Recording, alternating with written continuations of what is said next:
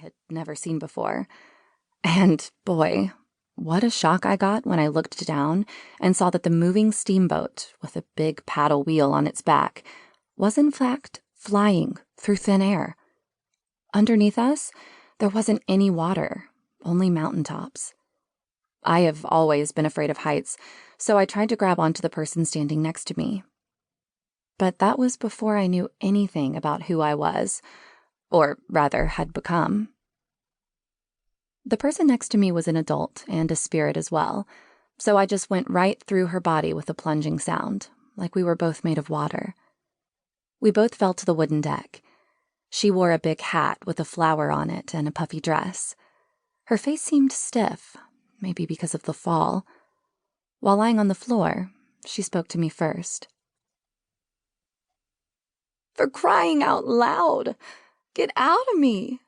she said. I realized what had happened. I had jumped inside of her, so to speak.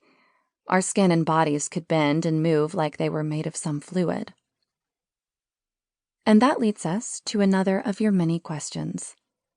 Yes, Ruach can feel. I can feel it when people touch me most times, and I definitely feel it when I jumped inside that lady. It didn't hurt, though. It just felt strange and weird and a little clammy. The woman next to me told me to calm down when we got back to our feet. I was, naturally, frozen with fear. "Who are you?" I asked. The woman chuckled. "Now, where are my manners?" she said and reached out her hand. I took it in order to shake it, not knowing what else to do, but my hand just went straight through hers, making that plunging sound again. She looked at me and then at her hand. "Well, yes, you will need to work on that," she said and pulled back her hand.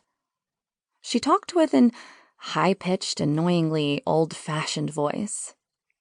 "I haven't introduced myself. My name is Penelope Higgins. That is Mrs. Higgins to you. I am a teacher at the Academy of the Spiritual Realm." Imagine my surprise. "The what?" "Academy of the Spiritual Realm," she repeated, as if it were the most natural thing in the world, which, of course, it wasn't. It was supernatural like the rest. "Oh, yes, that's right. You don't know anything yet. You just got on the boat." "Why am I on a boat?" She leaned toward me and whispered. "You are dead." "I'm what?" "I am sorry to be the one to tell you, but you are dead.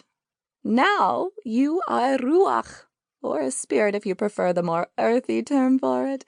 You are going off to the academy where all spirits go when they have just left the world of the living and entered our world. This is where we teach you how to live your new life." "What? I mean, how?" I asked, very confused and slightly panicking. "Well, you did come home a little unexpectedly," she said and looked at me as if the cat had brought me in.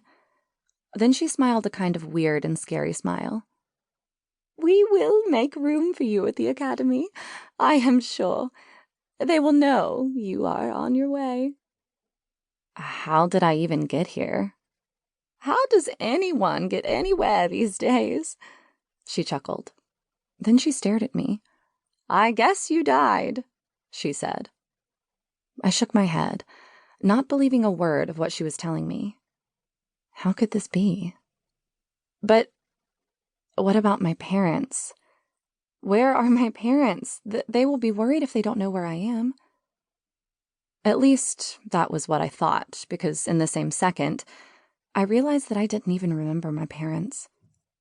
All I remembered was that I had a mom and a dad and that they usually worried about me. Mrs. Higgins sighed and shook her head. "They will not be worrying about you, trust me." Then she stared at me in an observing way. "Do you mean to say that you actually still remember your parents?" I thought hard about them, but couldn't recall a face or a picture or anything.